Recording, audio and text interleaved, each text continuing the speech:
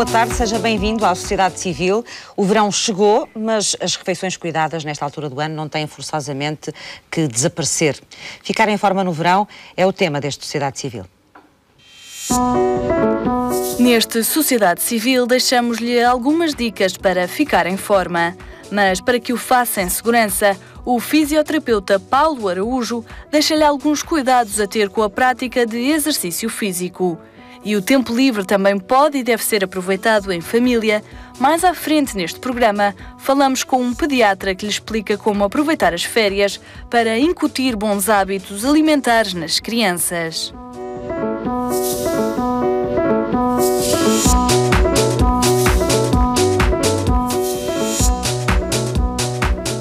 Vamos então saber como é que podemos aproveitar as férias, como é que podemos aproveitar o tempo disponível que temos nas férias para nos mantermos em forma e não cometermos só aqueles pecados do costume, que é comer coisas que gostamos e que habitualmente existem no verão em abundância. Muito obrigada aos meus 4 convidados desta tarde. Paulo Classe, bem-vindo, é coordenador do Programa Nacional de Marcha e Corrida. Vamos começar por aí, o que é este programa? Sim, Marcha claro, e Corrida também claro. É uma coisa que se pode fazer no verão. É algo muito fácil de todas as pessoas poderem fazer, é algo que qualquer pessoa intuitivamente quase que já o faz ou deve tentar fazê-lo. O problema aqui que surge e que nos colocava desde o início era de que modo é que as pessoas o deveriam fazer, de que modo é que as pessoas poderiam fazer uma prática que fosse mais segura e que lhes pudesse beneficiar mais a sua saúde. E foi a partir daí que elaborámos o Programa Nacional de Marcha e Corrida, que envolve 3 grandes instituições, o Instituto Português do Desporto e da Juventude, a Federação Portuguesa de Atletismo e a Faculdade de Desporto da Universidade do Porto. E procurámos, juntamente com as autarquias, neste momento são mais de 150 autarquias por todo o país, que procuram implementar um programa que faz formação técnica de técnicos que vão trabalhar junto das pessoas em cada uma das cidades, oferecendo uma prática desportiva qualificada, suportando-se no movimento humano mais simples e mais básico, que é o marchar e correr, andar, não é? e procurando fazer algo mais. Andar que é também... e marchar, qual é a diferença aí para as pessoas perceberem? Basicamente procuramos fazer com que haja do marchar do exército aqui, não é? E eu prefiro falar um bocadinho mais de uma marcha desportiva que envolve uma intensidade mais elevada e que é uma intensidade adequada, individualizada a cada pessoa, para que não seja com ritmo. Exatamente, não seja só vir as montras, como às vezes costumamos dizer, e que envolva de alguma forma um trabalho mais comprometido das pessoas para que de facto os benefícios na saúde também possam ser mais eficazes. E as autarquias estão a passar isto às populações? As autarquias estão a desenvolver centros, temos centros com várias centenas de praticantes em cada cidade. Neste momento são mais de 30 mil pessoas que estão envolvidas neste programa e as pessoas podem se dirigir a um centro, encontrarem apoio técnico e esses técnicos têm a responsabilidade de ajudar as pessoas naquilo que é o doseamento da intensidade e do volume de trabalho que as pessoas fazem, para que não façam apenas uma marcha ou uma corrida, muitas vezes sem saberem o que estão a fazer, muitas vezes sem saberem se poderiam gastar melhor aquele tempo para ter mais benefício do seu treino desportivo também e para complementarmos esse trabalho de marcha e corrida com algum trabalho muscular que lhes permita a cada pessoa aumentar a sua massa muscular e com isso também ter algum efeito muito positivo na redução da massa gorda, que é ao fim e ao cabo aquilo que pretendemos. E este plano, Paulo, é para pessoas dos 8 aos 80 ou não? Precisamente. Envolve todas as idades, temos muitas crianças e muitos idosos. Começou inicialmente como um programa que oferecia, até porque as autarquias estavam a trabalhar muito com idosos, oferecia uma prática desportiva de eleição para os idosos, porque é uma prática desportiva fácil de fazer. Qualquer idoso se pode comprometer com um programa deste género, mas procurámos cada vez mais envolver faixas etárias mais alargadas e neste momento temos muitos jovens, alguns deles que já abandonaram as práticas desportivas da juventude, porque foram praticantes de algumas modalidades desportivas, que deixaram de ter essa prática competitiva até e que se envolvem connosco para manterem uma boa forma física e também a sua saúde ser melhorada. Ruth Borrego, bem-vinda. Está aqui em nome da Federação Académica do Desporto Universitário, faz parte do Conselho Nacional da Juventude, não é? E é professora, para além disso, professora em Dietética e Nutrição na Escola Superior de Tecnologia da Saúde de Lisboa, do Instituto Politécnico de Lisboa. O verão é uma altura de relaxamento, geralmente, ou é uma altura em que as pessoas procuram também aproveitar o tempo que têm disponível para se sentirem melhor com elas próprias e para fazerem algum exercício físico e para comerem melhor? Eu acho que É verdade que nós chega a esta altura do calor e estamos sempre preocupados e as pessoas estão preocupadas com o seu físico, como é que vão estar. Estão preocupadas antes das férias ou durante as férias? Durante as férias acho que cresce esta preocupação. Acho que basta aparecer o sol e já há mais preocupação e vê-se também mais pessoas na rua a fazer estas caminhadas, mas eu acho que cada vez mais nós estamos a mudar este conceito e tanto na área da juventude, os jovens, e como foi aqui falado pelo Paulo, exatamente, há cada vez mais jovens a praticar exercício físico que o faziam de competição porque faziam nos seus clubes e que depois, por estarem no ensino superior, por exemplo, e que há uma diminuição... Mudaram um bocadinho o seu estilo de vida, não é? Exatamente. Inevitavelmente, muitas vezes... Exatamente. Às vezes foram desenraizados dos sítios onde eles praticavam desporto. E por isso ser fundamental esta aposta no ensino superior também, de ter equipamentos disponíveis, depois ter este suporte técnico também, e que a FADU também aqui suporta as associações, as organizações neste sentido,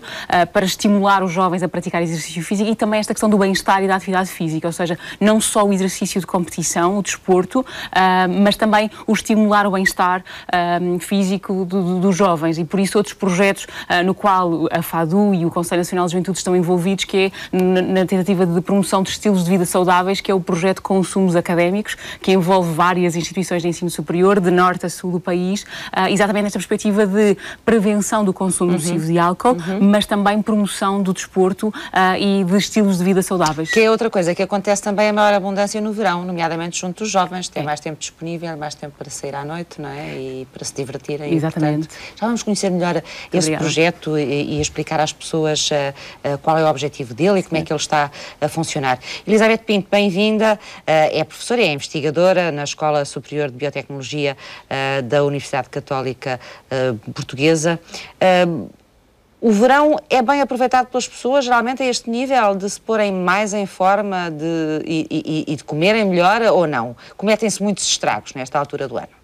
Bom, a minha opinião sobre esse assunto, de facto, partilho em parte a opinião da colega. De facto, o verão há esta preocupação, mas há aquele período em que as pessoas estão de férias e que aí a liberdade é superior e, portanto, há maior desregulação, quer de horários das menos próprias... disciplina, não é? Menos disciplina. Em tudo. Perfeito. Em termos do horário das refeições, daquilo que é consumido e durante aquele período, de alguma forma, há aqui alguma liberdade.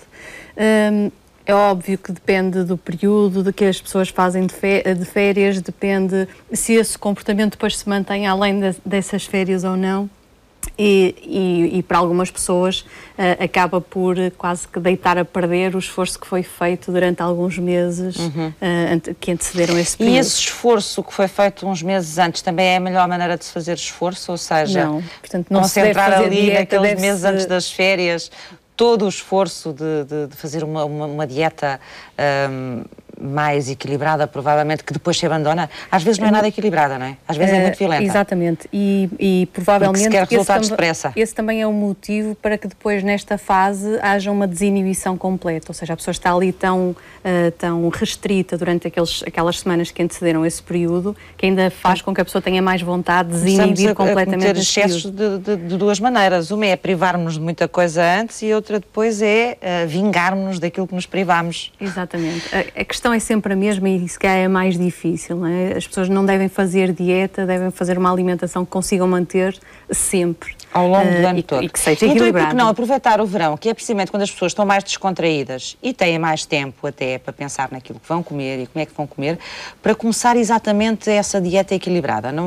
É uma excelente oportunidade, não é? Especialmente até atividades profissionais que abrandem o ritmo nesta altura do ano, permite que a pessoa tenha mais tempo para pensar e para organizar a sua alimentação, para programar as refeições. Portanto, é uma excelente opção esta de aproveitar esta altura em que... Até porque não para aproveitar novas formas de cozinhar, os alimentos, e é uma altura de muitos produtos frescos, não é?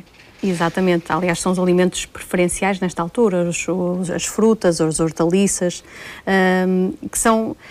que de facto se adequam muito bem até às próprias necessidades do nosso organismo. No verão nós necessitamos de menos energia, porque parte da energia que necessitamos no inverno é para manter o corpo quente. Não é que no verão não temos essa necessidade. Portanto, as nossas necessidades calóricas diminuem no verão e os alimentos que existem mais disponíveis no verão, e também aqueles que sabem melhor, também acabam por ser esses. O que depois, em momentos festivos, os excessos de álcool que falávamos há pouco, o que fazem pesar a balança exatamente no prato oposto. E Paula Freitas, bem-vinda também, é a minha quarta convidada, é médica endocrinologista do Centro Hospitalar São João e é professora auxiliar também da Faculdade de Medicina do Porto. O verão é amigo ou inimigo da obesidade, que é um problema que nós temos e que falamos cada vez mais e que temos que combater? Eu acho que o verão pode ser muito amigo para tratar a obesidade. E penso que o mais importante na cabeça das pessoas é colocar que a obesidade não é meramente um problema de estética ou de cosmética. A obesidade é uma doença, e é uma doença crónica. E como todas as doenças crónicas, devemos olhar para ela de forma crónica e devemos tratá-la sempre. Quando diz que ela é crónica, está a dizer-me que quem foi obeso será sempre um obeso, mesmo texto de cera? Tem que continuar os seus esforços para tratar a sua obesidade, porque no momento em que cessa esse esforço, seja com dieta, seja com exercício físico, obviamente vai haver um reganho de peso. E a maior parte das pessoas sabem que fazendo uma dieta restritiva, estamos a falar de obesidade, as pessoas podem perder peso. O difícil é a manutenção da perda de peso. E, portanto, quando as pessoas perdem peso, devem manter esses cuidados para sempre. Porque no dia em que deixem de manter esses cuidados, é dar algum tempo e vão reganhar, vão ter de novo reganho de peso. Isso é um bocadinho diferente daquilo que muitas vezes preocupa a maior parte das pessoas, sobretudo as mulheres, porque as mulheres têm aquela, digamos, pequenos excessos de peso, querem ficar bem para o biquíni no verão e têm algumas preocupações que são meramente estéticas. Mas a obesidade que nos preocupa a mais é aquela obesidade que está associada a imensas doenças e essa é que deve ser, digamos, todas as pequenas obesidades devem ser tratadas, mas essa obesidade deve ser tratada de uma forma mais agressiva para que as pessoas não tenham as múltiplas complicações, como a diabetes, a hipertensão arterial, a dislipidemia, ou seja, o aumento do colesterol, doenças cardiovasculares, até determinados tipos de cancro estão mais associados à obesidade e, portanto, o verão pode ser muito amigo no sentido em que a pessoa, como se acabou de discutir, pode modificar os seus comportamentos, porque tem tempo. Como alguém já disse agora, é um tempo em que as pessoas podem partilhar, executar refeições, fazerem compras em sítios locais onde haja os alimentos frescos e também podem fazer exercício junto dos familiares. Portanto, quando estamos a tratar a obesidade, não é o tratamento resulta muito melhor se não for para o indivíduo, mas se for para a família. E se toda a família estiver motivada em partilhar modificação de estilo de vida, provavelmente todos vão beneficiar. Isso é muito importante. Mais difícil uma pessoa mudar sozinha, como é óbvio, não é? Se todos os outros à volta com quem se convive mantiverem o mesmo comportamento. O que acontece, por exemplo, nas crianças. Se coloca a criança a ter alguns comportamentos e algumas regras e depois o paizinho ou a mãezinho ao lado estão a comer o que lhes apetece, obviamente vai ser um insucesso. Claro. Portanto, tem que ser. Mas os endocrinologistas de alguma forma conseguem aproveitar esta altura para motivar de forma diferente os doentes para que eles ultrapassem alguns obstáculos que ainda não conseguiram ou não? Habitualmente neste período as pessoas estão muito mais motivadas porque querem atingir uma determinada forma. E o grande problema das pessoas são as metas irrealistas. Também é muito importante as pessoas terem essa noção. É irrealista querer perder num curto espaço de tempo muito peso. É irrealista e também não é benéfico. É mau. Outra coisa que as pessoas devem ter em atenção é que, sobretudo, quando estamos a falar da obesidade, basta as pessoas perderem pequenas perdas de peso. Ou seja, quando se perde à volta de 5, 10% do peso, isto é importantíssimo, porque a pessoa pode melhorar em termos de redução de doenças, pode melhorar o seu controle da diabetes, pode eventualmente ficar sem diabetes, melhorar a sua hipertensão, melhorar os seus problemas articulares, ortopédicos. Há uma série de benefícios que se atingem com pequenas perdas de peso. E as pessoas não devem querer, de um dia para o outro, ficar num peso que para elas seria o peso ideal. É um trabalho permanente, é um trabalho de persistência e é um trabalho de endurance. Sim, e de educação e estejam bem motivadas, não é? E nunca fujam um bocadinho daquela linha a partir do momento que começam a traçar um caminho. O verão tem uma outra vantagem, com certeza, aí, que eu acho que pode ser um lado muito importante a nível da obesidade, que é o lado psicológico. Porque o verão é mais alegre, geralmente, as pessoas estão mais bem dispostas e também isso pode ajudar ou não pode ser um fator a ajudar as pessoas na motivação. Pode e não pode, porque aquela ideia que todos nós temos do gordinho bem disposto e do gordinho sempre... Não era isso que eu estava a dizer, eu acho que isso é geral para toda a gente. Mas essa ideia não existe. A maior parte das pessoas com obesidade são pessoas com depressão, pessoas com isolamento social, pessoas que não saem, que não convivem socialmente. E o verão não pode ajudar isso, não? Pode ser pior ainda. Se estivermos a falar de alguém com uma grande obesidade, pode ser um obstáculo, porque a pessoa não se quer expor. E, portanto, se perguntarmos à maior parte dos doentes com obesidade, e eu faço consulta de obesidade, se vão à praia, até porque hoje temos outro problema, que é a deficiência de vitamina D, que é muito generalizada, e o sol é importante para a formação de vitamina D a nível cutâneo. A maior parte das pessoas com obesidade não vai à praia porque não gosta de se expor. Mas seria uma altura excelente para mudar comportamentos. Portanto, acaba por não aproveitar também esse ambiente que lhe poderia ser favorável, não é? Já vamos regressar. No verão consumimos, como eu dizia há pouco, mais gelados e mais sumos. Janta-se muitas vezes fora de horas e os salgadinhos são uma tentação. Mas também é possível aproveitar esta estação para ficar em forma. Aqui ficam algumas ideias para perder peso de uma maneira saudável. A aproximação do verão traz consigo um aumento da preocupação com o peso e com a imagem corporal. A Direção-Geral da Saúde publicou um conjunto de 10 recomendações que permitem ao cidadão fazer as escolhas mais adequadas à situação em que se encontra. Em primeiro lugar, uma dieta equilibrada e contida é fundamental. Dietas de apenas sopa ou frutas que não integram determinados alimentos são perigosas a médio prazo, pois reduzem a disponibilidade de nutrientes essenciais ao bom funcionamento do organismo. É igualmente de evitar produtos para emagrecer. A Direção-Geral da Saúde destaca também como ponto fundamental o apoio familiar e de amigos. Pode, por exemplo, disponibilizar em casa alimentos saudáveis para todos e organizar caminhadas em família. O afastar a antiga rotina é também importante. Deve distribuir as várias refeições ao longo do dia, em horário regular, não esquecendo o pequeno almoço e prevendo de forma cuidada situações inesperadas como fins de semana ou festas. A acompanhar a dieta, deve existir um aumento da atividade física. Deve exercitar o corpo pelo menos 30 a 60 minutos, com atividade moderada, durante 5 dias por semana. Por fim, defina prazos e objetivos realistas. Uma perda gradual entre 0,5 a 1 kg por semana é uma meta aconselhável. Quem quer ficar em forma nesta estação ao perder peso deve ainda ter a noção de que as oscilações bruscas de peso associadas a dietas mal-sucedidas podem ser perigosas. Para isso, é necessário que tenha o grau de motivação adequado.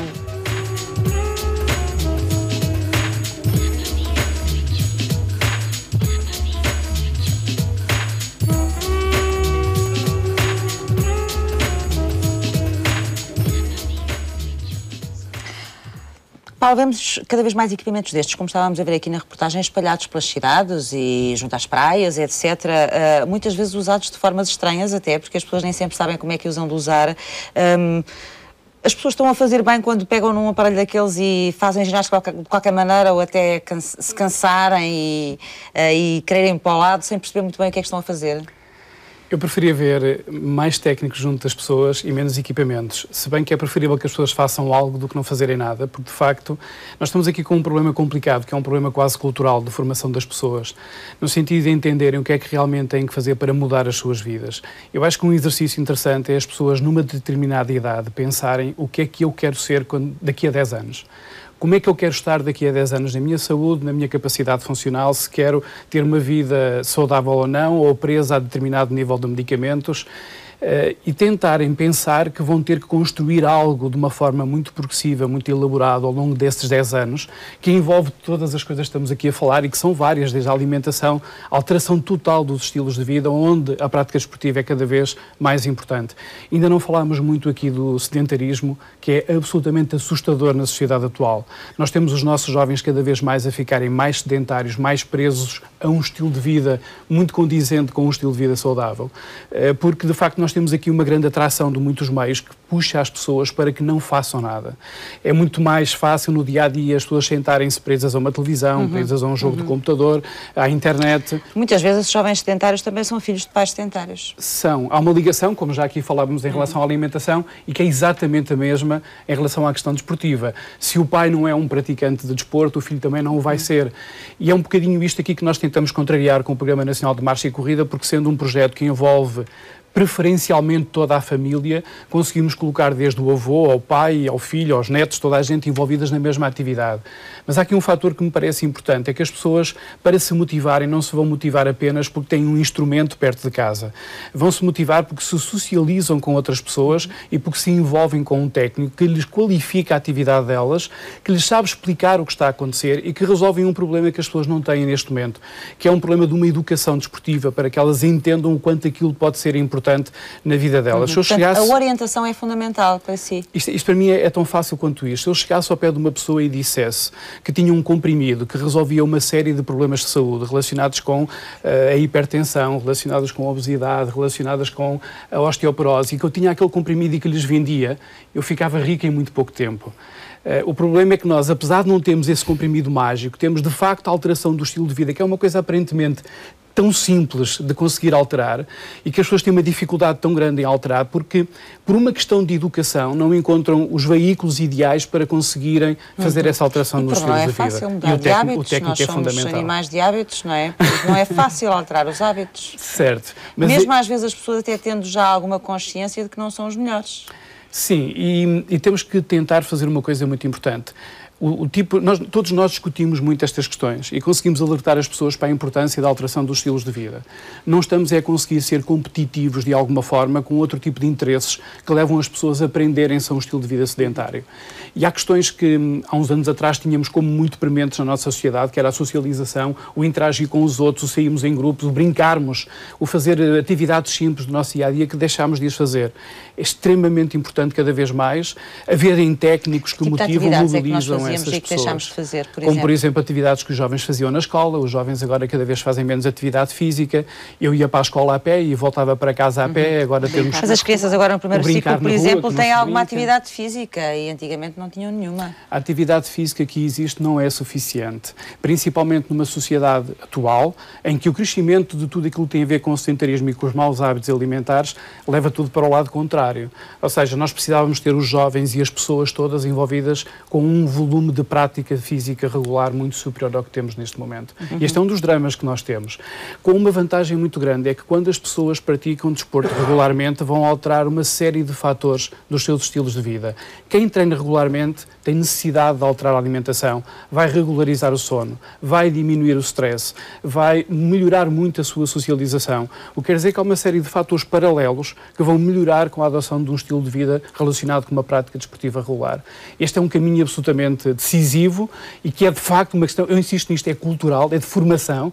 Nós ensinamos muitas coisas aos nossos jovens e não conseguimos explicar aos nossos jovens o quanto isto é vital para a vida deles, e se conseguíssemos fazer isto, estávamos a fazer algo muito importante para a nossa sociedade no futuro. Concorda, Ruth? As escolas podiam fazer mais pelo incentivo ao exercício físico? Claramente, eu acho que... A atividade física? É fundamental, é esta questão de sustentabilidade.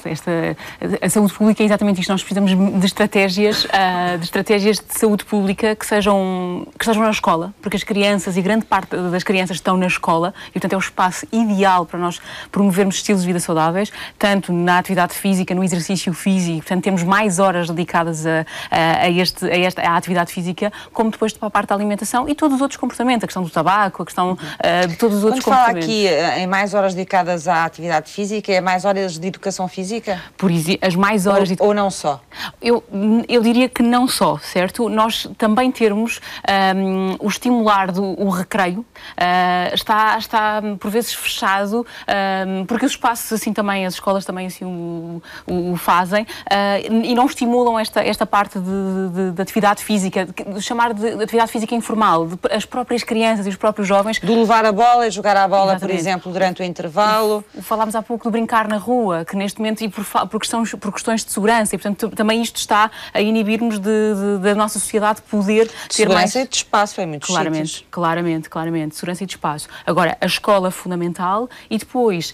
E a atividade física na escola a partir de quando?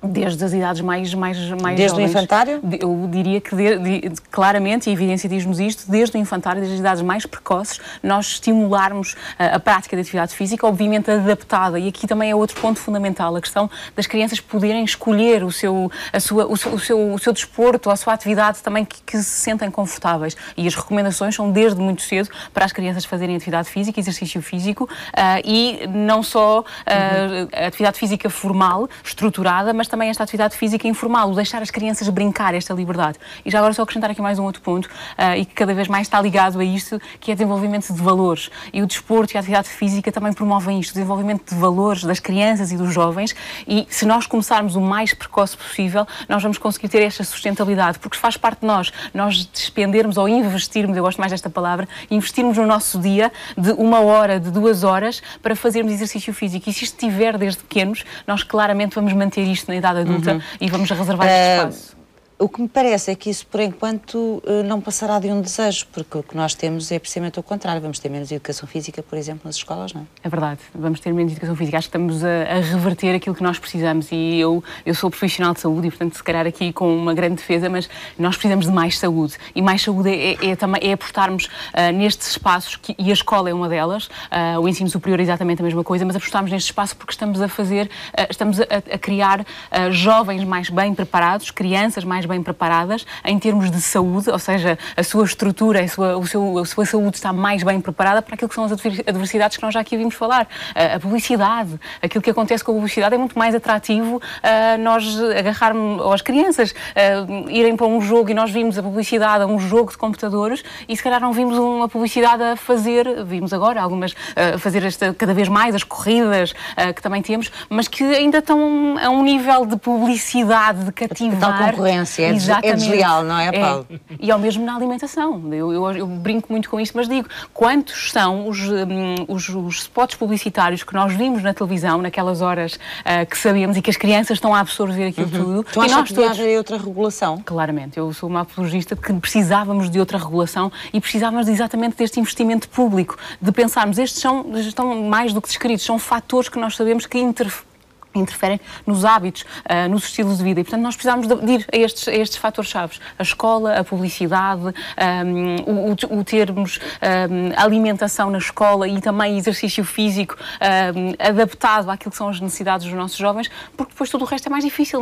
As marcas existem, a publicidade existe. Agora, nós poderíamos fazê-lo de outra maneira. E eu sou também, peço desculpa, mas defendo muito isto. Nós temos que criar jovens informados e claro que existe o bom e o mau. E é bom os nossos jovens terem esta bagagem, esta estrutura, para fazerem eles as suas decisões. E, portanto, nós temos que trabalhar isto desde pequenos. A resiliência, a autoestima, a autoconfiança são competências sociais que têm que ser trabalhadas. E o exercício físico, o trabalhar com as crianças desde pequenas, através do exercício físico, da prática da atividade física, estas competências são muito mais simples, são muito mais fáceis também de... O que é certo é que a maior parte dos nossos jovens só conseguem ter uma prática regular desportiva se os pais também investirem nela e, geralmente, fora da escola, não é?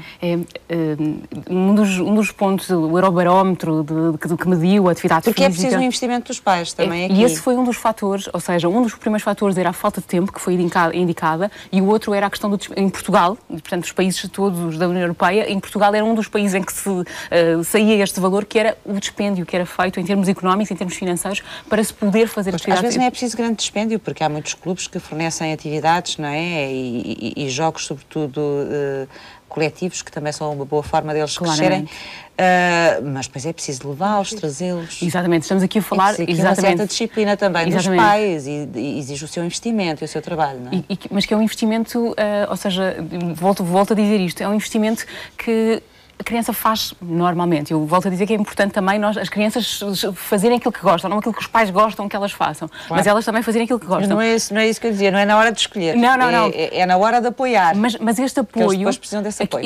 Claro, e este apoio é tão mais fácil nós, nestes espaços informais em que a criança gosta daquilo que está a fazer, nós também promovermos esta ligação do pai, da família, dos pais, da família com a criança e estimularmos aquelas outras competências. A atividade que ela está a fazer, não é? A atividade, os estilos de vida que são difíceis de nós mudarmos. Todos nós temos esta adversidade à mudança.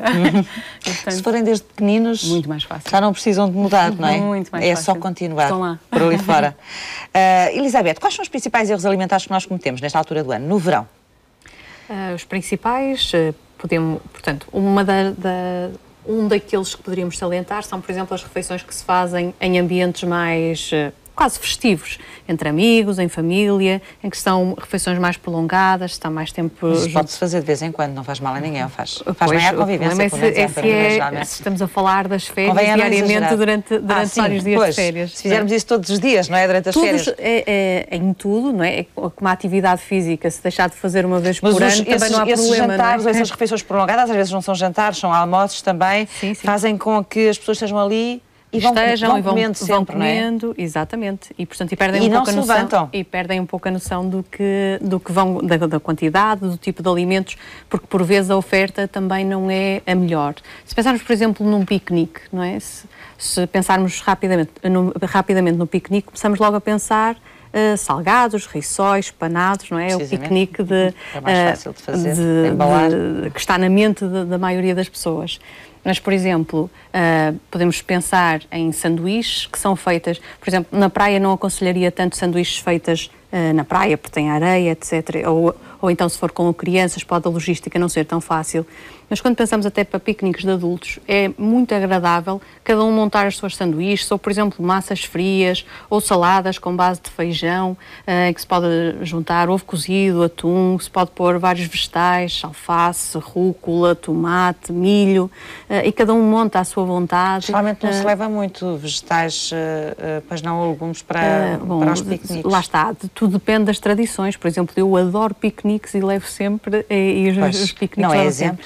Mas, por exemplo, a fruta também, a fruta pode já ir preparada. Se pensares, por exemplo, um melão, que é ótimo nesta altura do ano, pode ir já preparado para o piquenique. Portanto, fruta, fazer as sanduíches lá no sítio, não é? Se houver condições, é muito mais agradável. Elas faz parte do convívio também, cada um monta, ou podem ir já preparadas. É só por uma questão também. Isso é muito interessante, mas parece-me que não seja uma tradição. A maior parte das pessoas não faz isso, mas é um modelo novo a seguir que pode ser interessante. E está menos a preparar. Levar as coisas preparadas, sim, do que estar a fritar os salgados todos em casa, exatamente, etc. Portanto, é muito mais fácil arranjar umas saladas, lavar apenas, pode até ser, por exemplo, o tomate, pode ser cortado na altura, portanto, é fácil de preparar, não se fica com a casa a cheirar a fritos também, tem essa vantagem, mas há alternativas realmente saudáveis e o aspecto do convívio, da alegria, de estar todos a comer na natureza, portanto, em contacto com a natureza, nada disso se perde. Portanto, há realmente aqui alterações que podem ser feitas, não é? E se nós mudarmos comportamentos daqui por uns anos, já ninguém se lembra que os piqueniques têm com rissóis e panados, não é? Portanto, é uma questão realmente de mudança. Não sei. São tradições já com muitos anos. E na praia? Na praia não aconselhou muito as sanduíches? O que é que as pessoas podem levar para a praia? Eu aconselho... Não as montar lá. Não sejam feitas lá, claro. Pronto. Portanto, na praia, e isto aplica-se em qualquer cenário, há sempre a questão da segurança dos ingredientes ou dos alimentos que se levam, não é? O respeitar, por exemplo... Por causa do calor, do sol, né? A exposição, há sempre aqueles alimentos ou ingredientes, por exemplo, as maioneses, que se for caseira, é completamente desaconselhada de ser levada. Se pensarmos, por exemplo, alguns alimentos que levem ovos e que não sejam bem cozinhados, também é desaconselhado. Por exemplo, pode haver a tendência de levar alguns alimentos que sejam quentes, supostamente quentes, mas os alimentos têm que ser mantidos ou abaixo de 4 graus ou acima de 60 graus. Portanto, tudo que fica ali naquele intervalo é muito perigoso. Portanto, deve haver esse cuidado. E depois podemos pensar, por exemplo, nos churrascos ao ar livre, não é? Em que depois se levam carnes... Okay. Mas estamos aqui a falar no conceito de piquenique, não é? Que se levam carnes cruas, é preciso muita atenção como é que são acondicionadas essas carnes e haver um... Também nós gostamos de churrascos, não é? Muito no verão, há muita gente que faz. Que tem mas há os excessos também, muitas vezes, não é? Sim, também come-se carne a mais nessas alturas ou não? Também se come, exatamente, carnes a mais. E, portanto, por uma questão de estar-se a fazer... Todas estas refeições têm essa característica de demorarem muito tempo. E tem a mesma característica, pois é, do tempo, mesmo parecidas com as refeições familiares, não é? Exatamente. Que é aquilo que depois dura... Exatamente, enquanto junta o almoço com o lanche e por aí fora. Exatamente, isso mesmo. E, portanto, aí muita atenção em separar alimentos crus de alimentos cozinhados. Por exemplo, é perfeitamente execuível na cabeça de alguém que leve as carnes cruas para cozinhar e que na mesma arca tenha, por exemplo, fiambre que vai ser para o lanche. Muita atenção com isso, não é? Porque se os sucos das carnes cruas contaminarem... Sim, tem a ver com outras coisas, não é? Sim, mas é que são questões de segurança importantes. A possibilidade de haver intoxicações, etc. Por causa do calor, no verão é preciso cuidar dos alimentos com mais atenção. Mas a minha questão era mais no sentido de as pessoas poderem alimentar-se e manter a forma ao mesmo tempo, não é? Certo, que é outra coisa. Mas isso tem a ver essencialmente com a escolha dos alimentos, isso acho que já falamos, e naturalmente com as quantidades, não é? Ou seja, os piqueniques não precisam ser só de comer, ou seja, a pessoa pode fazer outras atividades, até alguns jogos no final, brincadeiras com as crianças, não precisam de estar sempre a comer, não é? Portanto, se calhar também uma boa estratégia é dosear a quantidade de alimentos com que se sai de casa. Que se leva. Porque por vezes leva-se refeição que dava para o fim de semana inteiro, quando só se vai um dia para... Mas eu acho que isso é uma coisa muito portuguesa também, não é? Não pode faltar comida. Não pode faltar comida. Depende um pouco da mentalidade. Por acaso, no outro dia ouvi uma conversa curiosa que era uma pessoa conhecida que dizia que gostava muito que a comida terminasse, que era sinal que estava boa e que toda a gente gostou e comeu até ao fim. Portanto, isto... Mas acho que eu concordo que a mente portuguesa que é mais que não falte, não é? Pois, eu acho que sim, acho que há um bocadinho essa tendência. Paula, eu gostava de ouvir também sobre essa questão dos nossos hábitos e o que é que foi mudando nos nossos hábitos, nomeadamente nos mais jovens, com os ambientes que também foram mudando.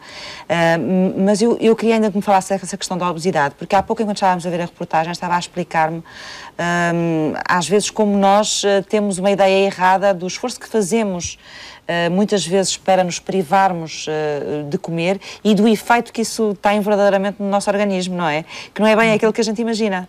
Sim, poderia dizer que seria um mito. A maior parte das pessoas com obesidade dizem eu tenho um metabolismo muito lento. Não é verdade. Porque as pessoas com obesidade, além da massa gorda, também têm a massa magra, que também está aumentada. E a taxa de metabolismo, digamos, é proporcional também à sua taxa de massa magra, ou seja, à parte muscular. E, de facto, os obesos não têm um metabolismo diminuído, têm um metabolismo que está aumentado. O que acontece é sempre que nós estamos a fazer dieta, e quando fazemos dietas restritivas, e para perder peso, de facto, nós temos que... Porque, no fundo, isto é fisicoquímica, não é? Nós, seja o que for que a gente vai ingerir, nós só ganhamos peso desde que a nossa ingestão seja superior ao nosso dispêndio. Isto, obviamente, desde que a gente não tenha alguma doença endócrina por trás. Claro. Mas, de modo geral, organismo equilibrado é assim que funciona. Digamos, se a ingestão for superior ao dispêndio energético, seja o que for que a pessoa coma, ela vai ganhar gordura. E, portanto, a única forma que o organismo tem para armazenar o excedente energético é sob a forma de gordura. Quando as pessoas estão a fazer dietas e perdem peso, habitualmente elas notam uma coisa, nos primeiros tempos elas perdem peso rápido, só que depois há uma tendência para a estagnação, o que para as pessoas é um bocadinho desmotivador. Isto tem a ver com que a nossa taxa de metabolismo também desacelera, porque de facto nós como espécie, durante a evolução... Portanto, o organismo percebe que está a receber menos alimento e portanto também gasta menos. Também gasta menos. E se me permite, eu gostava de fazer referência a uma coisa que o Dr. Paulo disse que é muito interessante, que ele disse... o exercício, as pessoas gostariam de uma pílula que fizesse os mesmos efeitos. As pessoas esquecem-se uma coisa, o exercício é a pílula mais potente que nós temos. Quem faz exercício, de facto, consegue melhorar uma série de doenças. Há estudos que demonstram que fazer exercício, por exemplo, doentes com pré-diabetes, exercício mais dieta é mais eficaz para reverter e ficar sem diabetes do que fazer tomar um fármaco. Tratamento farmacológico. Sim. O exercício tem benefícios que vão para além do período em que a pessoa faz exercício. E, portanto, atualmente está muito investigações recentes, os músculos libertam hormonas que têm benefícios até fazendo alterar o nosso tipo de gordura, fazendo com que a nossa gordura que a gente tem, chamada gordura branca, se transforme noutro tipo de gordura que só por si aumenta o dispêndio energético. Ou seja, nós quando estamos sentadinhos também gastamos energia. Só que esta taxa de dispêndio energético pode ser aumentada, dissipar mais energia, se nós fizermos exercício. Ou seja, o exercício de facto... A gordura branca é o quê?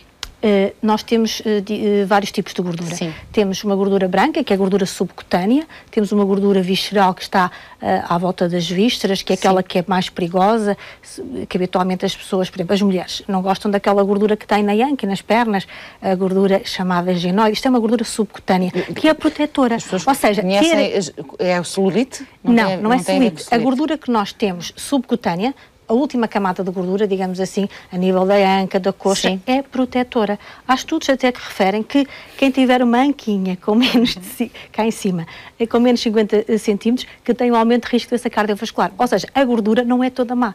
Há a gordura que é boa, a subcutânea, não em excesso. A gordura visceral é aquela que está associada às doenças, à diabetes, ao aumento do colesterol, à doença cardiovascular. E temos outro tipo de gordura que se julgava que só existia ao nascer e que depois ia reduzindo, que é um tecido adiposo castanho. E hoje sabemos que se pode tornar o tecido branco... Onde é que essa gordura? Tínhamos, sobretudo, próximo do timo e em alguma área subescapular, que era muito reduzida. E, nesta zona aqui, em cima? Mas muito reduzida, sim, e também na zona external. E essa gordura, hoje, sabe-se que nós podemos transformar gordura branca, torná-la numa gordura mais castanha em que é possível dissipar mais energia. Isso tem a ver com o exercício físico. Portanto, eu diria que o exercício físico é uma arma poderosa, não só para o bem-estar, mas para tratar uma série de doenças. Mesmo os doentes que fazem terapêutica, por exemplo, para a diabetes, se fizerem exercício físico, precisam de menos doses de antidiabéticos orais, precisam de menos doses de insulina. O exercício é uma potente arma que as pessoas têm para tratar a sua doença. Aliás, não é possível tratar nenhuma doença metabólica, seja a obesidade, a diabetes e a dislipidemia, o aumento de colesterol, se as pessoas não fizerem exercício e tiverem cuidados alimentares. É impossível tratar.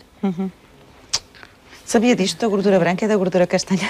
E da gordura branca que se pode transformar em castanha com exercício físico. Vai ficar mais acastanhada. Mais acastanhada. As coisas estamos sempre a aprender e que são muito importantes. Mas essas informações são úteis, mesmo para o seu programa. Muito importantes, claro que sim. Porque pode ser uma boa forma também de motivar e de estimular as pessoas. Já vamos regressar. Tentar ficar em forma a qualquer custo pode ter consequências. O exercício físico, por exemplo, deve ser adequado a cada pessoa e os exageros podem trazer às vezes mais prejuízos do que benefícios. O fisioterapeuta Paulo Araújo vai deixar-lhe alguns conselhos sobre a forma como o exercício físico deve ser praticado no verão.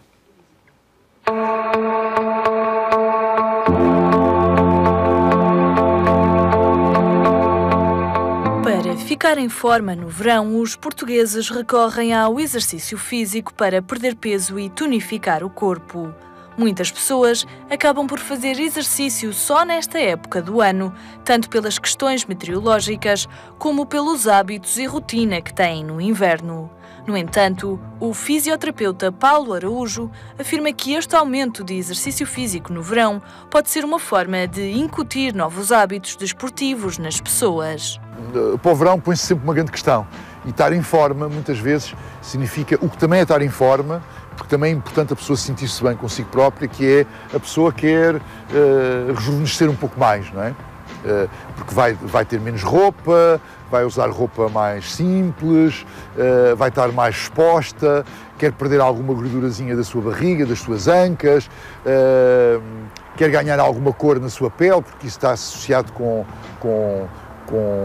saúde, com qualidade de vida e, portanto, mas a questão do peso e a questão da gordura é uma questão fundamental hoje em dia, né? No entanto, há que ter em conta alguns cuidados com o exercício a fazer e o tipo de preparação necessária. Deve sempre consultar um especialista antes de iniciar a atividade física. Efetivamente, a pessoa deve tomar alguns cuidados. Mas já há um cuidado relativamente ao seu coração,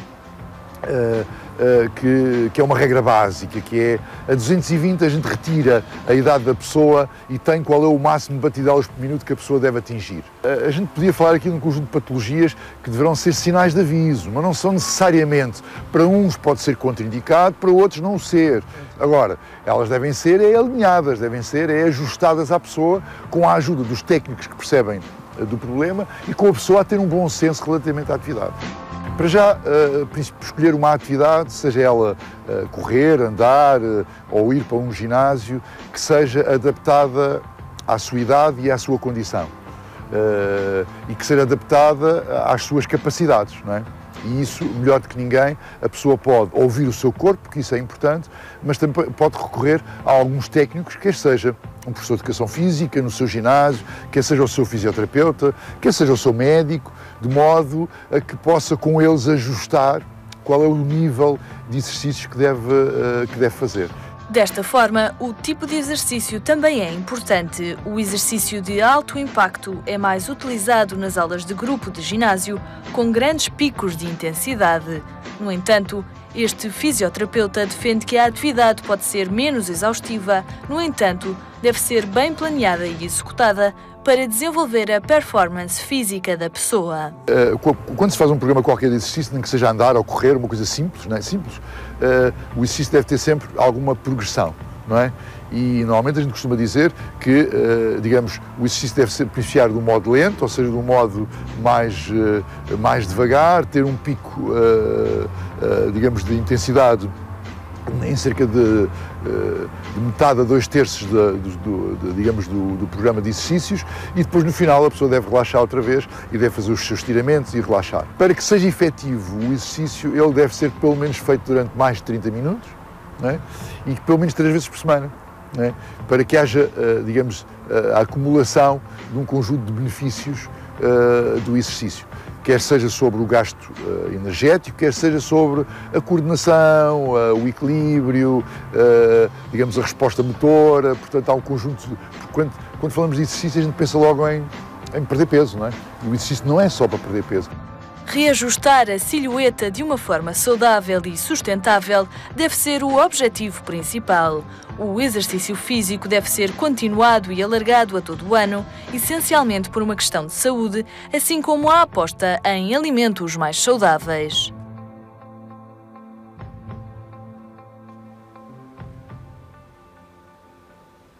Paulo, como é que as pessoas podem fazer exercício físico? Por aquilo que percebemos aqui, as pessoas, muitas aproveitam para fazer exercício físico no verão. Mas só no verão, depois param. Não sei se isso tem algum efeito em termos de saúde. Falamos aqui um bocadinho no que estávamos a falar em relação à perda de gordura, em relação às questões da alimentação também, ou às dietas que as pessoas tentam fazer no verão. No exercício físico é a mesma coisa, ou seja, se houver uma prática exagerada no verão, porque até posso perder algum peso, até posso ganhar alguma massa muscular, até posso sentir-me fisicamente melhor, mas se durante os outros 9 meses do ano eu estiver inativo... Mas as pessoas não fazem durante 3 meses.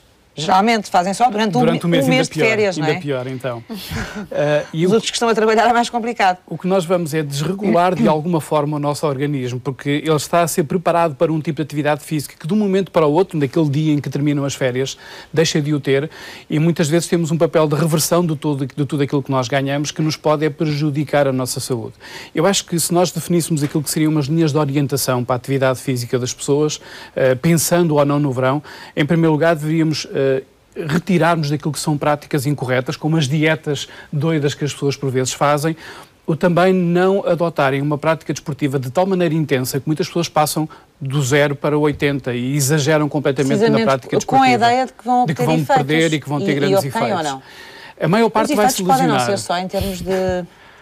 Isso é outra a maior parte vai se lesionar, porque vai estar sujeito a uma carga. Às vezes as pessoas não é só a questão mesmo estética, é mesmo pensarem que se fizerem exercício durante um mês vão ficar mais saudáveis. Pois não é de todo verdade, terão sempre algum benefício se a prática for bem conduzida. O problema é que as pessoas muitas vezes exageram, podem ter algumas lesões de sobrecarga. Estamos numa situação de sobretreino, o que quer dizer que o nosso organismo não estava a nenhum nível preparado para aquelas cargas de treino. Portanto, isto tem que ser gradual, tem a entrada no exercício físico convém que seja... Claro. Nós temos um princípio do treino orientador muito básico, que é o princípio da progressividade das cargas de treino, que é tanto comum para o alto rendimento como para uma pessoa qualquer que vai iniciar a sua prática desportiva. Exercício exercício físico, por exemplo, num ginásio, não é? É igual para toda a gente que vai praticar algum tipo de exercício físico. Na marcha também há carga de treino? Certo, claro. Tem a ver com o tempo que se marcha? Tem a ver com a o intensidade tempo, com a intensidade, que pode ser regulada cada vez mais facilmente por um cardiofrequencímetro, em que sabemos qual é o nível de intensidade a que a pessoa... O que é isso? São medidores de frequência cardíaca em que as pessoas têm um relógiozinho com uma tira, uma banda que é colocada no peito e que de alguma forma a pessoa pode saber sempre qual é a frequência cardíaca que está a utilizar. E as pessoas podem usar isso sozinhas e controlar isso? Obviamente não. A máquina não resolve o problema todo. Vamos ao mesmo problema de há pouco. É preciso uma orientação técnica de alguém que explique à pessoa qual é a frequência cardíaca que deve adotar para o seu trabalho e provocar algumas oscilações de intensidade, de modo a que haja momentos em que a frequência cardíaca aumente e que depois tenha um período de recuperação, e esta alternância de cargas de treino ao longo até do mesmo percurso que a pessoa está a fazer vai provocar uma adaptação muito mais rápida. Então é preciso logo ver à partida em que estado é que a pessoa está, não é? Claro. Antes de começar a fazer o exercício físico. É o que fazemos no Programa Nacional de Marcha e Corrida. Avaliamos as pessoas, procuramos perceber com que pessoas é que estamos a trabalhar para depois sabermos prescrever o treino de acordo com aquilo que cada um pode efetivamente fazer. E acha que deve ser sempre assim? As pessoas nunca deviam fazer exercício físico por elas próprias, por iniciativa própria? Não, acho que deviam fazer por iniciativa própria. Há pouco estávamos a discutir uma coisa interessantíssima, que era o facto de que cada vez é mais difícil ser pai e ser mãe. É muito difícil porque temos tantas coisas e tantas atividades no nosso dia-a-dia que é muito difícil conciliar o tempo livre do pai e o tempo livre do filho para o ajudar a que tenha uma prática desportiva, seja ela formal ou informal. Temos que começar por aí, que é cortar algumas atividades. Talvez. E definimos prioridades, que às vezes temos dificuldade em definir prioridades. E claramente a saúde de uma criança e de um jovem é prioritário. Mas preocupa-me, por vezes, num fim de semana, ir a um centro comercial e ver um centro comercial cheio e ir a um parque da cidade, e cada vez mais temos espaços que as cidades reabilitaram de uma forma magnífica, ciclopistas, ecopistas, parques naturais, e não vejo as pessoas lá. Cada vez se vê-se um aumento progressivo, mas tímido, de pessoas que durante o ano não se envolvem com esses espaços que foram recodificados e que estão a dispor das pessoas. E basta fazer exercício ao fim de semana? Não. O ideal seria que houvesse uma prática quase diária, tão diária quanto possível. O ideal era que todos os dias as pessoas guardassem 1 hora de atividade física por dia. Uma? É muito? Não acho. Não pode ser meia? Se for meia é melhor do que nada. E se for em 3 dias é melhor do que não fazer nenhum dia. O que por exemplo, alternar dia sim, dia não, já não é mau? Já não é mau de todo, mas para aquilo que são os estilos de vida que nós temos, não é suficiente para que nós consigamos os tais objetivos de verão. Mas para quem não faz nada, considero muito complicado de repente começar a fazer tudo. Digo eu, não sei, eu estou a fazer perguntas só, mas imagino que sejam as perguntas que as pessoas também fazem lá em casa. Que as pessoas fazem, claro que sim. Portanto, pode haver aqui uma entrada progressiva na atividade física, também porque senão as pessoas são capazes durante uma semana manterem este ritmo e depois na semana a seguir desistem. O que fazemos com o programa de marcha e corrida é aconselhar as pessoas a se deslocarem ao centro 3 dias por semana, numa fase inicial. Sabemos que o nosso objetivo, porque temos pessoas que estão preparadas para isso, é motivar as pessoas a fazerem algo mais, não ficarmos só pelas 3 sessões semanais. Se conseguirmos 5 ao fim de 2 ou 3 meses... Se conseguirem que as pessoas lá vão sempre, sem faltar... Exatamente. Primeiro isso, que façam as 3 sessões. Também faltam, de certeza, não? Também desistem ou não? Mas temos cada vez mais pessoas que querem ir mais do que as 3 vezes por semana. Porque o grande problema que existe aqui é as pessoas entenderem o porquê. Nós estamos aqui a falar sobre uma série de coisas que quando as pessoas nos ouvem, ficam a pensar, eu não sabia isto é tão importante para a minha saúde. E o que nós temos são técnicos que, chegando perto das pessoas, olhos nos olhos, dizem às pessoas têm de fazer esta atividade. E explicar muito bem porque é que têm que fazer e quais são os benefícios que de facto vão ter na sua saúde. E de repente o que vai acontecer é que a pessoa vai para o verão e para todos os verões que vão surgir no seu futuro, muito melhor com ela própria, com muito mais autoestima, com um corpo muito mais agradável e que se sente muito melhor, mas com mais saúde. Tem que ser o ano todo, não é? Tem que ser o ano todo. É uma Lamento ter que dizer isto, mas tem que ser todo o ano. Que tem uma vantagem, que não resolve só questões mais ligadas com o verão, mas resolve outras questões mais importantes, que é de prevenção a nível de saúde, não é? Certo. Como é que as pessoas procuram estes centros, Paulo? O ideal será enviar-nos um e-mail para nós. Nós temos um site que é www.marchaicorrida.pt. Marcha e Corrida? Marcha e Corrida, é muito fácil de decorar, .pt. Podem enviar-nos um e-mail, temos um e-mail também. Mas vocês lá no site têm informação dos sítios onde existem estes Depois comunicamos por e-mail quando a pessoa não encontra um local onde exista, porque nós temos feito uma ligação muito forte com autarquias que muitas vezes não têm centros, mas como temos pedidos de pessoas para que abram um centro, nós conseguimos com a autarquia fomentar a abertura de novos centros. Portanto, pedidos de particulares De grupos. Nós temos algumas cidades que tinham grupos de pessoas que gostavam de correr e ainda hoje recebi um e-mail sobre pessoas que gostavam numa determinada cidade do centro do país e o que nós fazemos é tentamos agilizar a ligação. E então sugerimos à autarquia que nos enviem técnicos, fazemos a formação dos técnicos e abrimos esses centros. Ou seja, é algo... Já há centros a funcionar sem ser com autarquias? Já existem. Só com grupos de cidadãos? Não com grupos de cidadãos, tem que haver sempre uma entidade que acolhe o programa de marcha e corrida. Mas pode ser uma junta de freguesia, temos juntas de freguesia que estão a fazer um trabalho fantástico a este nível, dando resposta à necessidade das pessoas. Temos inclusive algumas coletividades esportivas que também se podem envolver, ou seja, todas as instituições que sentirem que têm capacidade para disporem de um técnico de desporto que possa fazer a formação connosco para saber quais são as linhas de orientação que nós aconselhamos nesta prática.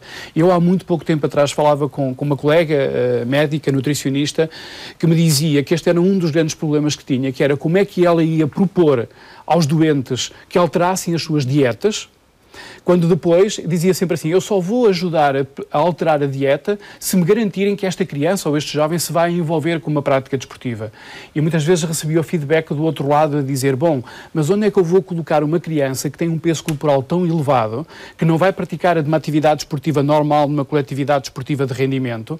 Qual é a solução que eu lhe vou encontrar para uma prática desportiva? E é isso que nós estamos a procurar também tentar fazer.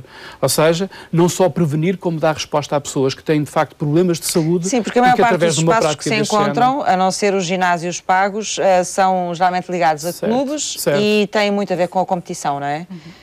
E, portanto, falta aí... Este é um espaço alternativo, tecnicamente qualificado e, ao fim e ao cabo, é algo que um instituto do desporto, juntamente com uma federação e com uma faculdade, eu gostava de dizer que este é um projeto inovador a nível europeu, porque eu não conheço, e já estive em vários países a discutir isto com colegas, foi desenhado cá, e não temos nenhum país europeu que envolva tantas instituições do poder local, nacional, desportivo e uma universidade todos a trabalhar. Isso que já tinha mais de 100 autarquias envolvidas 150, nisto, não é? Mais de 150. Estão quase plantado? Sim, mas esperemos que possam ser mais do que o número de autarquias, graças a outras coletividades ou instituições que também vão estar. Claro. Mas, portanto, na prática cobrem o país todo já estes... Sim, há regiões que estão mais fortes do que outras. O Algarve, por excelência, até pela ligação que tem climatérica, que facilita que as pessoas durante todo o ano se envolvam com uma prática regular. Possam andar mais ao ar livre, não é? Sim. No norte do país, porque há uma forte adesão das pessoas no norte do país à prática regular de marcha e corrida, aquela prática de outdoor. E depois temos um bocadinho mais de dificuldade, obviamente, de penetração no Alentejo. Estamos a fazer um esforço muito grande para que as pessoas se envolvam com a prática no programa de marcha e corrida e temos já também na zona de Lisboa e Val do Tejo alguns projetos bastante fortes, com uma dimensão muito grande de pessoas a se envolverem. É um trabalho que não acaba mais. Não acaba, esperemos que não, que seja sempre para continuar. E o Consumos, de que me falou há pouco no início? O projeto Consumos, o que é que é? Exatamente. O Consumos Académicos é um projeto de responsabilidade social por parte do Conselho Nacional de Juventude, da FADU e de outras organizações de associações de estudantes. A Aveiro, Minho, a FAP do Porto, a Académica de Lisboa, Évora também, a Académica de Évora, a FNAESP, que tem o ensino politécnico também, e a Associação Nacional de Estudantes de Medicina. E que, em parceria com o CICAD, agora com a responsabilidade e com a tutela dos consumos e também com uma plataforma internacional europeia que é a Alcohol Policy Network. É o antigo Instituto da Droga e Toxicodependência, não é? Que agora é um serviço. As pessoas conhecem sobretudo. Exatamente. Aí. Exatamente. Este projeto iniciou-se com uma necessidade sentida por parte das associações, em que o CNJ albergou e juntou todos, e, portanto, em todas as associações, o que acontece? Temos promover estilos de vida saudáveis. Junto dos jovens universitários, é isso? Exatamente, o ensino superior, exatamente. A base é prevenir consumos nocivos, portanto, consumo nocivo, não é a abstinência, mas o consumo nocivo, e, através de prevenção do consumo nocivo, buscar o desporto, porque, claramente, as associações de estudantes... E aí nos consumos nocivos entra o quê? Aqui, especificamente, é o álcool. Porquê? Porque é um compromisso que temos no Fórum Nacional Álcool e Saúde, que faz parte do anti-IDT, que é agora CICAD, que é quem coordena em Portugal, e que tem as organizações da sociedade civil, também a parte governamental e também todos os comerciantes, produtores de bebidas alcoólicas. Portanto, o consumo vai só nesse sentido, no sentido prevenção do consumo nocivo. E depois, o que é que foi buscar para fazer este paralelismo? Porque prevenção do consumo nocivo numa instituição de ensino superior não é amigo, não é um projeto que venderia e que fosse atrativo para os jovens. E, portanto, fomos buscar o desporto. Eles gostam de consumos nocivos. É difícil nós só irmos por esta proibitiva.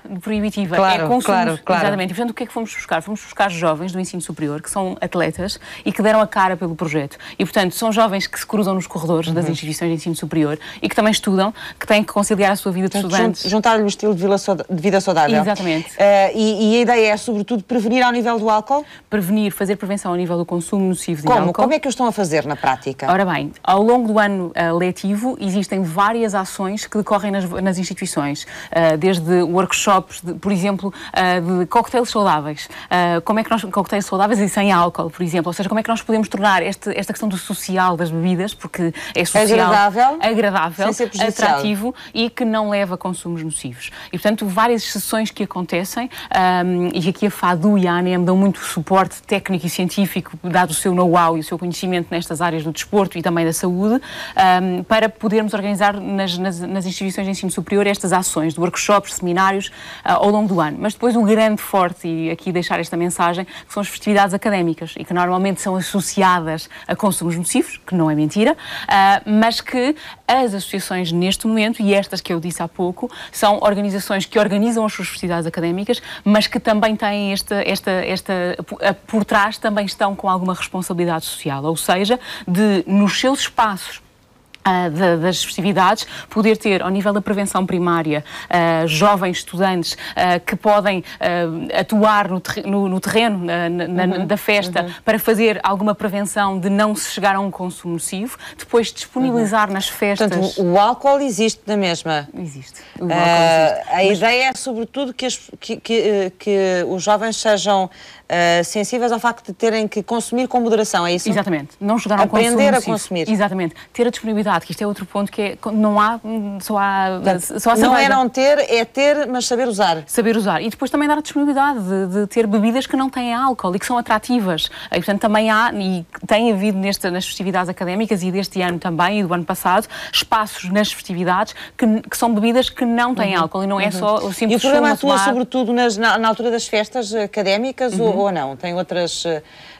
tem extensão para além dessas alturas? Para além destas alturas, ao longo do ano académico, dentro das instituições de ensino superior, com os seminários, workshops, e tivemos uma pequena inovação, isto da necessidade que temos tido e que as associações têm sentido, que é sair do espaço do ensino superior e ir para o ensino secundário. Ou seja, já se fazem várias ações, as instituições de ensino já fazem estas ações no ensino secundário, pelos motivos de publicitar as suas instituições, mas juntar aqui, não ser só a publicidade da instituição, que é importante, sem dúvida, mas levar mais um contributo. E, portanto, são os jovens do ensino superior que vão fazer estas ações e estas sessões com os jovens do ensino secundário. E, portanto, estão levar a fazer esta isto mensagem. desde quando, Ruth? Este programa está a funcionar desde quando? Desde 2012. 2011, 2012, em termos de ano letivo. Portanto, este será o segundo ano? Exatamente, este é o nosso segundo ano. Que está a acabar agora. Que está a acabar agora. Como é que vocês avaliam resultados deste projeto? Ok.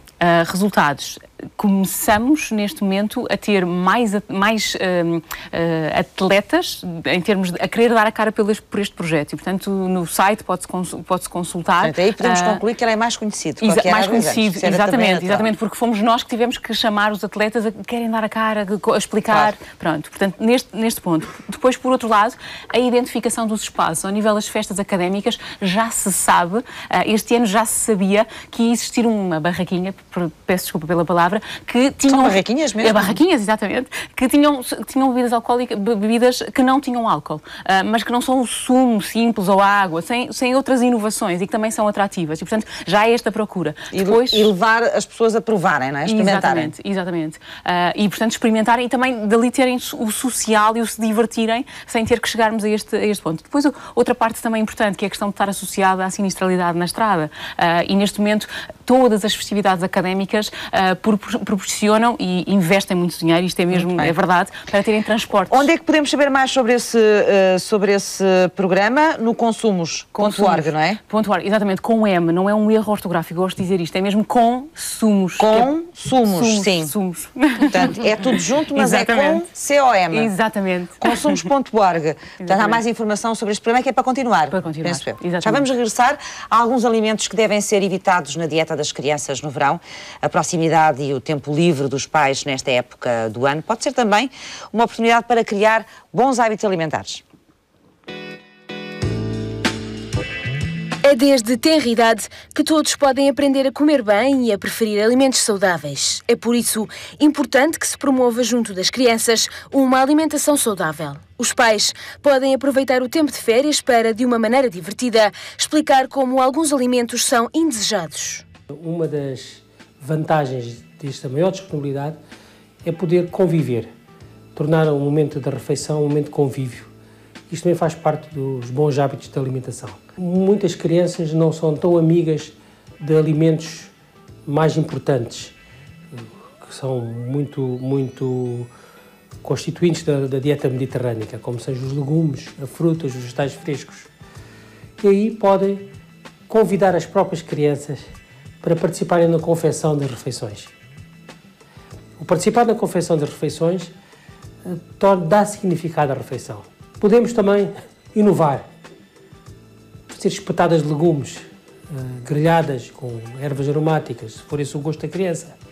Se o próprio pai ou a mãe, naquela refeição, der um exemplo de consumir saladas, legumes e menos gordura saturada, a criança acaba por ver e acaba por ter como referência. Para acompanhar as refeições, mas também fora destas, as crianças devem sempre beber água. Para este pediatra, os sumos são uma fonte de açúcares de absorção muito rápida, sendo sempre preferível comer a fruta inteira, uma vez que esta é muito mais rica em fibras e em sais minerais. Criar os pratos das crianças de uma forma lúdica e divertida pode ser uma solução mais eficaz. Vamos supor, preparar uma salada. Não é preciso ser aquela salada monótona da alface com o tomate. Podemos fazer saladas mais variadas, de cubinhos de legumes, entremeado com cubinhos de queijo, ou cubinhos de fiambre, ou com atum, ou com frango desfiado. Há um lugar comum dizer-se que nós comemos com os olhos. As crianças muito mais. Para Luís Pereira Silva, no verão é mais fácil a criança saciar-se. Frutas como o melão ou a melancia são alimentos que têm muita fibra e água, satisfazendo a criança, devendo os pais aproveitar a maior oferta deste tipo de alimentos no verão. Agora no verão, que é mais fácil encontrarmos maior variedade de fruta, melancia, o melão, fruta de verão, temos que tirar partido dessa vantagem. A melancia é muito rica, descobriu-se recentemente, no aminoácido citrulina, que tem um forte poder antioxidante e faz dilatar as artérias, permite melhor circulação nos tecidos, melhora o desempenho, inclusive nas crianças. Se não houver disponibilidade de fruta, não houver o cuidado de ter essas refeições já preparadas, os menus já pensados, a criança vai recorrer ao fast food. Estas refeições rápidas têm, por norma, um alto teor de gorduras saturadas, que provocam um aumento da inflamação danosa das células. Daí, advém um maior risco de doenças cardiovasculares, de hipertensão, do infarto do miocárdio e também do cancro. Desta forma, a fruta e os legumes frescos, ricos em antioxidantes, são fundamentais na dieta da criança.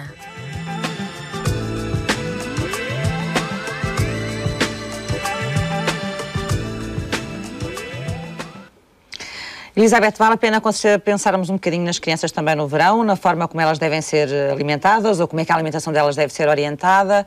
Gelados podem? Muitos, poucos, assim? Podem. Naturalmente que deve haver um consumo, que não deve ser um consumo diário e várias vezes no mesmo dia. O que é um consumo moderado de gelados no verão? É difícil a pergunta, até porque depende da criança que estamos a falar, não é? Se é uma criança que já tem... repare, o gelado, vamos ver as coisas assim, o gelado em si pode ter quantidades de leite interessantes, pode ter, por exemplo, alguns podem ter fruta, também são interessantes desse ponto de vista, mas muitos deles têm grandes quantidades de açúcar, muitos deles têm quantidades de gordura que são quase manteiga. Dos gelados, não até há muitos agora no verão, o gelado que é feito fresco, não é? Aquele gelado que está nas cuvetas, geralmente é gelado mais natural, pelo menos se for bom é natural, mas os gelados que se consomem geralmente são os de arca, não é? É o que se consome mais, é o que se consome nas praias, é o que se consome no final da refeição. Muito bem, mas esses gelados são por vezes muito ricos em gordura e muito ricos em açúcar, daí que não devem ser de consumidos diariamente. No entanto, alguns desses gelados, há uma solução interessante que são as miniaturas desses gelados e que existem de várias modalidades. E o pequenino, em vez de dar um grande, pode ser o pequenino distribuído por vários dias, é isso? Por exemplo, já seria uma estratégia. Outra coisa que se deve ter em atenção é que um gelado é verdadeiramente uma refeição. Uma refeição. Não é? O que quer dizer que esta coisa de comermos gelados ou de darmos gelados às crianças no final das refeições não é boa ideia. Pois, exatamente, porque não é uma sobremesa, ou seja, é uma sobremesa excessiva, exatamente. Seria, por exemplo, uma alternativa do lanche, por exemplo. Eu ia perguntar isso. Usar em vez do lanche, por exemplo, assim, do outro lanche qualquer, dar o gelado. Exatamente, mas mesmo assim, para muitas crianças ficarão ultrapassadas as suas necessidades. Além de que, se nós dermos, por exemplo, um pão com queijo, uma fruta, tem outros nutrientes que não tem propriamente o gelado. Não é? Portanto, estamos aqui a pesar várias questões, a questão do prazer que o gelado tem, que o gelado proporciona, e também da parte dos nutrientes. Portanto, o ideal será que nunca seja numa base diária, pelo menos durante o verão todo. Ou seja, se for diariamente durante a semana de férias fora de casa, é uma única semana, mas que não deverá ser um hábito para todo o verão. O facto de se ter, por exemplo, gelados em casa vai fazer com que o consumo seja aumentado, não é? Os sorvetes... Outro truque, não comprar gelados e não meter na... Ou comprar de uma forma mais distribuída no tempo, não é? Outra solução, ou outra alternativa, são, por exemplo, os sorvetes, que do ponto de vista nutricional podem ser menos interessantes. Não têm tantos nutrientes, não têm uma base de leite, têm uma base de água. São a base, pois, os que são a base de água e de açúcar, mas são menos calóricos. Portanto, há aqui várias alternativas a pesar. O ideal é que a conclusão é, o ideal é que não seja numa base diária. E os sumos? Relativamente aos sumos, bom, as pessoas chamam de sumos uma enormidade de coisas, não é? Refrigerantes, os néctares, portanto, tudo isso é sumos, não é? E é de facto importante nós separarmos aqui todos estes. Os refrigerantes são água com açúcar, com gás, com corantes e, portanto, esses são o mais próximo de zero possível. Banir, portanto. O mais próximo de zero possível. Acho que pode dizer, não? Sim. Não vale a pena. Não, a questão não vale a pena, não é? Eu não sou propriamente apologista de não quer dizer que não bebam de vez em quando, exatamente, não é? Porque é fresco e... Exatamente, mas é uma coisa para beber muito de vez em quando. Num contexto em que se justifique, mas de facto esses não têm interesse algum. Depois temos os néctares, que também não são tão maus como os refrigerantes, mas também não são boas alternativas, têm apenas uma pequena percentagem de fruta, têm açúcares, grandes quantidades de açúcares adicionados, também não são o ideal. Portanto, os sumos naturais ou os sumos 100% são os melhores em termos de qualidades. No entanto, tal como na peça anterior, que eu estava com atenção a ouvir, realmente um sumo de fruta não é exatamente a mesma coisa de comer fruta em natureza. Porquê? Porque parte das fibras que a fruta tem e que são benéficas para a saúde vão acabar por ser perdidas, vai ficar na parte do desperdício. Portanto, o sumo de fruta... muito bem, é uma melhor alternativa do que um refrigerante ou do que um néctar. No entanto, é importante não se ficar com o conceito que aquilo não é igual à fruta. Portanto, é sempre preferível a fruta em natureza do que os sumos de fruta. A melhor bebida para hidratação, a água. A água é fundamental no verão, não é? Exatamente. Não é? As nossas necessidades hídricas em qualquer faixa etária aumentam no verão, porque aumenta a transpiração e, portanto, há perdas acrescidas de água. E algo que é importante relembrar sempre é que quando nós sentimos sede, se calhar a sede é das sensações mais não diria frouxas, mas quando nós sentimos sede não temos só necessidade de água, já estamos com sinais de é um sinal de desidratação, portanto nós devemos beber mesmo antes de termos sede. Por exemplo, só para ter uma ideia, num adulto, uma mulher adulta deve beber cerca de 1,5 litro de bebidas, então aqui incluem água, podem incluir, por exemplo, infusões, aqui podem ser uma boa alternativa, chás, também podem ser uma alternativa. A sopa tem água também, não é? A sopa também tem quantidades importantes de água e, por exemplo, no verão as sopas frias, o gazpacho, sei lá, cremes de courgettes, sopas frias são muito agradáveis. E no homem estas necessidades, porque o homem também tem mais massa muscular e a água está muito ligada à massa muscular, as necessidades aproximam-se dos 2 litros de bebidas diariamente. Portanto, é importante, as crianças têm necessidades ligeiramente inferiores, também têm menos massa corporal, mas a hidratação é fundamental em qualquer faixa etária. Garrafinha de água à mão, no verão, de preferência. Importantíssimo. Paula Freitas, falámos aqui muito da questão das pessoas obesas e das dificuldades que elas têm ou podem ter a reverter a situação delas, portanto o melhor de tudo é prevenir. E o prevenir está em encontrar comportamentos e encontrar hábitos que evitem as pessoas de chegarem a situações limite, que depois são muito mais difíceis de reverter e que as vão fazer sofrer muito mais. E que hábitos são esses que nós devemos ter, em seu entender? Os hábitos devem começar, como estivemos a discutir, desde a infância. E estratégias de prevenção, nós temos várias estratégias de prevenção que podem começar exatamente naquele indivíduo em particular, portanto uma prevenção individual, uma prevenção na família, uma prevenção na comunidade e uma prevenção, que é o que nós estamos aqui a fazer, é tentar, a uma grande escala, modificar o comportamento das pessoas. Ao nível da mensagem, não é? Ao nível da mensagem. E eu queria até chamar a atenção a uma coisa, reforçar, que é muito interessante. Há pouco falávamos que era muito importante termos jovens informados. E muitas vezes as pessoas têm a informação. Há um estudo muito interessante que fizeram em criancinhas entre os 10 e os 12 anos e perguntaram às crianças o que é mais saudável comer como sobremesa, uma peça de fruta ou comer um doce? E a maior parte das crianças responderam que o mais saudável era comer a peça de fruta. E a segunda pergunta é, e o que é que tu comes? E a maioria comia o doce.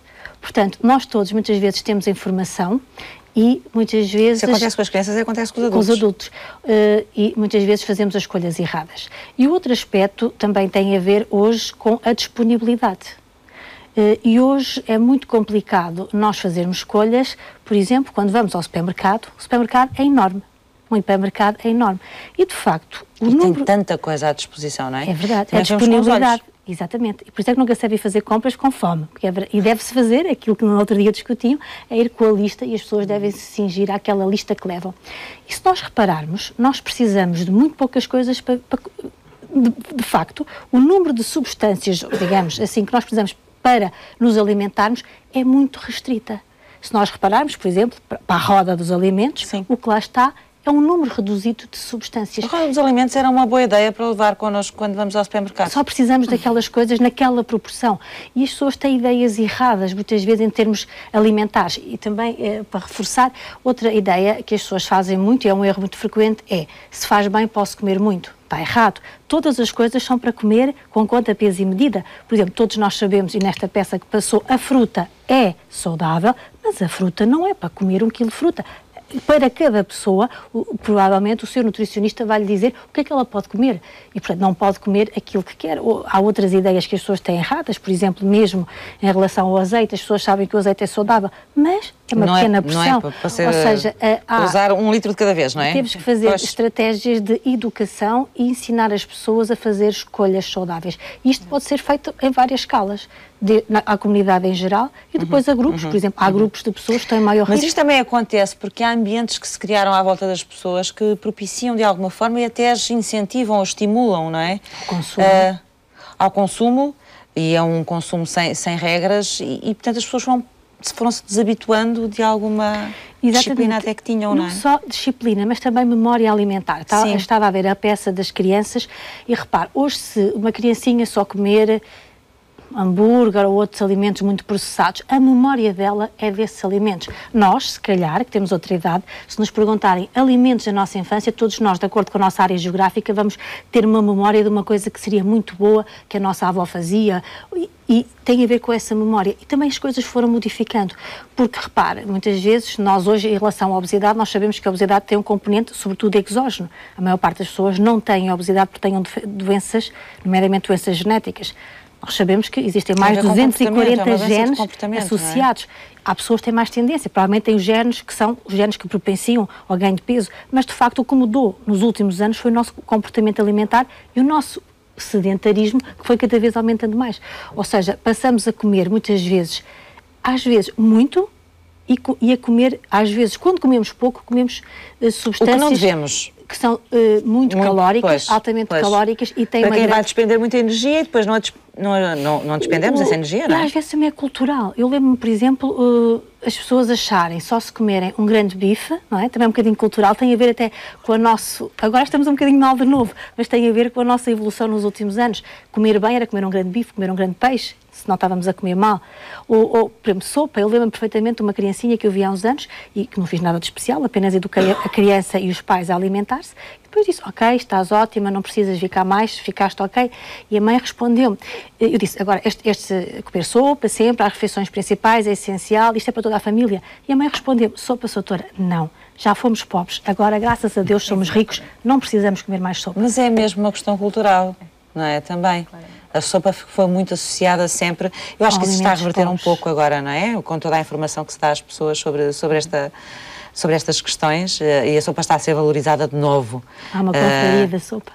Há uma confraria da sopa, pois é. É importante ensinar a fazer boa sopa, não é? Exato. Há muita sopa que não é tão nutritiva ou não é tão rica, né, como devia ser, não é? Exatamente. Uma sopa que tenha muita batata, que tenha quantidades de sal enormes. Carne? Na sopa, há quem ponha carne na sopa. Ou caldos de carne, ou há várias maneiras de fazer a sopa, não é? Portanto, acho que também que é importante, ou seja, neste momento em que nós já conseguimos... Essa questão é muito importante, a questão do facto da sopa ser associada à pobreza, e não só à sopa, outro tipo de alimentos. O bacalhau também esteve durante muito tempo associado, até ficar caro, à pobreza.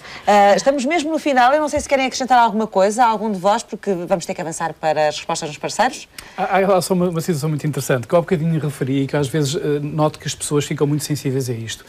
Cada pessoa fazer o exercício de se imaginar daqui a uns anos e achar como é que eu quero estar daqui a 10 anos, daqui a 20 anos. Fazer esse tal planeamento. Independentemente da idade que têm. E vão tocar em cada um dos pontos que nós tivemos aqui a abordar para, de facto, alterarem o seu estilo de vida para o futuro. Vamos deixar essa mensagem então. Vamos avançar. Hoje é Dia Internacional de Apoio às Vítimas de Torturas. A Amnistia Internacional está nas respostas dos parceiros.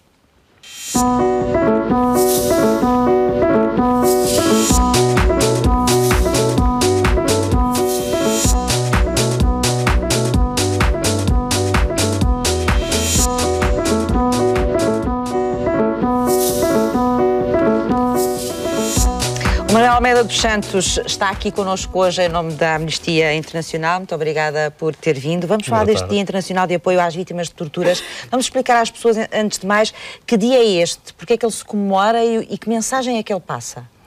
Bom, vamos começar por definir o que é tortura. Então vamos começar por aí, pode ser. O que é tortura? É o ato pelo qual é infligida dor ou sofrimento, natureza física ou psicológica, tendente a obter uma confissão, a punir uma ação, ou a coagir ou intimidar uma pessoa ou um determinado número de pessoas.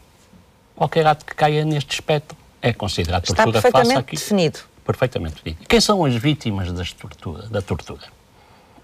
São as pessoas que normalmente estão sujeitas a atos que envolvem estas práticas, nomeadamente pessoas sujeitas a interrogatórios, pessoas que estão nas prisões. As prisões e os organismos internacionais referem-nos de uma forma muito insistente, são locais onde a tortura está permanente e onde a tortura é presente.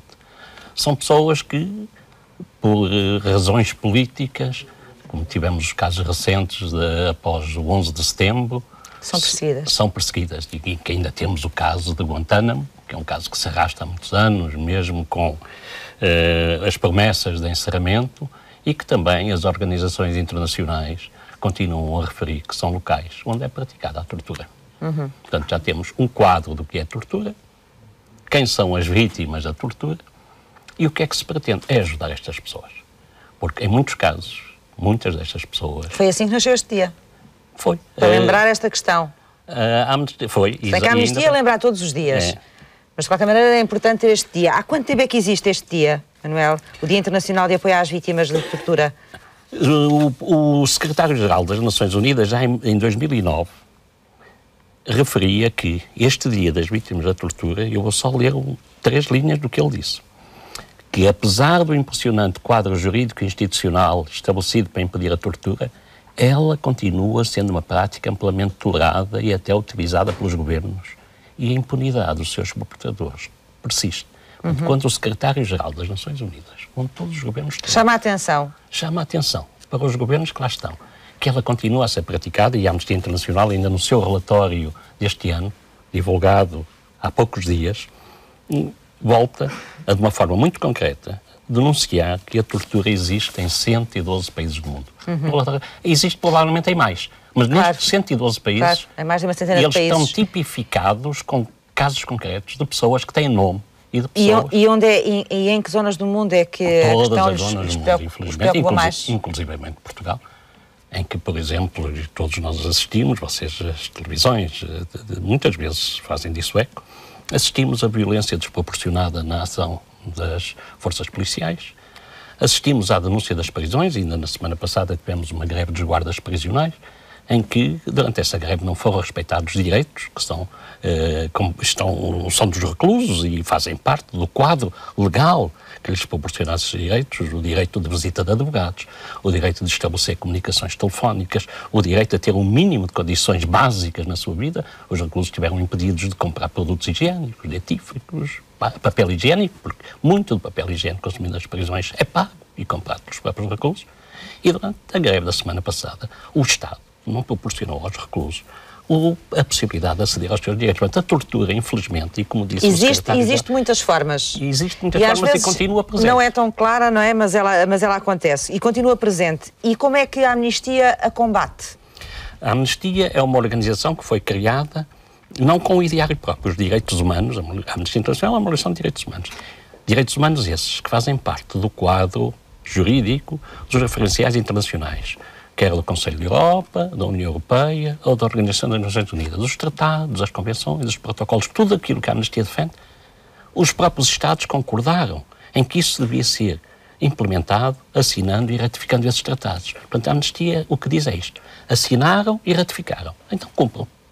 E o que tem acontecido, infelizmente acontece, é que nós todos os anos temos que dizer que muitos Estados não cumprem aquilo a que voluntariamente aceitaram que devia ser uma prática. Mas às vezes a Amnistia, e com a ajuda da opinião pública, também consegue que algumas coisas se vão cumprindo ou se vão alterando. Pois, porque esta pressão, e na verdade, muitas vezes, e a opinião pública... Que é assim que a Amnistia Internacional funciona um pouco, e mobilizamos a opinião pública. É a base dessa pressão. Mobilizamos a opinião pública, às vezes não pelas melhores razões. Ainda há poucos anos, um governo...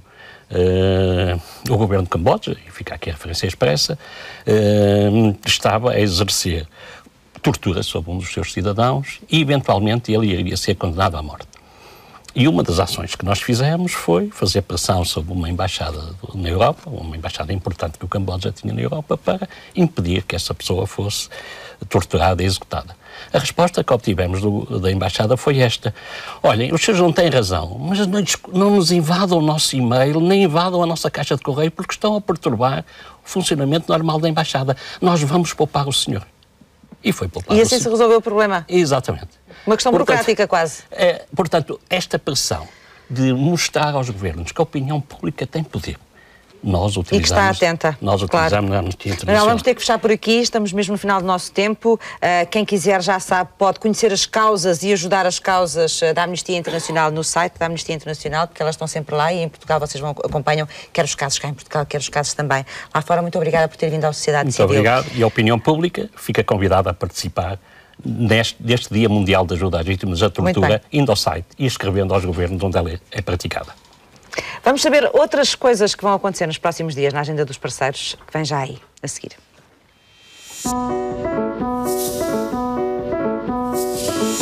O Oceanário de Lisboa convida os mais novos e mais curiosos para o CSI Ciência sob Investigação. Uma oportunidade para participar na resolução de grandes mistérios que assombram o oceanário, bem como descobrir os segredos do fundo do mar e dos seres que lá habitam. Os encontros decorrem todos os fins de semana e feriados. O Instituto de Investigação Científica Tropical promove todas as terças-feiras uma visita guiada ao Jardim Botânico de Belém, em Lisboa. São mais de 500 espécies originárias de diversos pontos do globo que dão a conhecer as floras tropicais e subtropicais.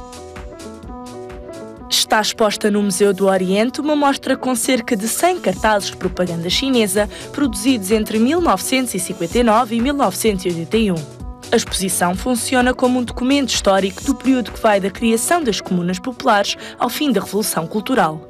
Pode visitá-la até 27 de outubro. Esquecida durante décadas, a mais eclética coleção de vitrais do país beneficiou de um profundo trabalho de restauro e já pode ser visitada pelo público. A exposição de vitrais e vidros no Palácio da Pena, em Sintra, abrange vitrais do século XIV até ao século XIX. O Fórum Eugénio de Almeida abre-lhe as portas com o projeto Portas Abertas, que reúne em Évora obras de criadores de todo o mundo. A mostra pode ser visitada até 15 de setembro.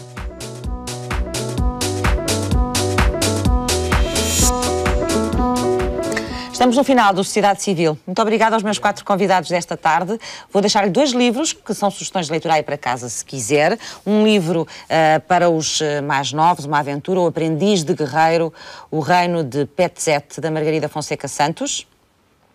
Um livro juvenil. E depois um outro livro de Rolf Dobelli, A Arte de Pensar com Clareza. 52 erros de raciocínio que não devemos cometer.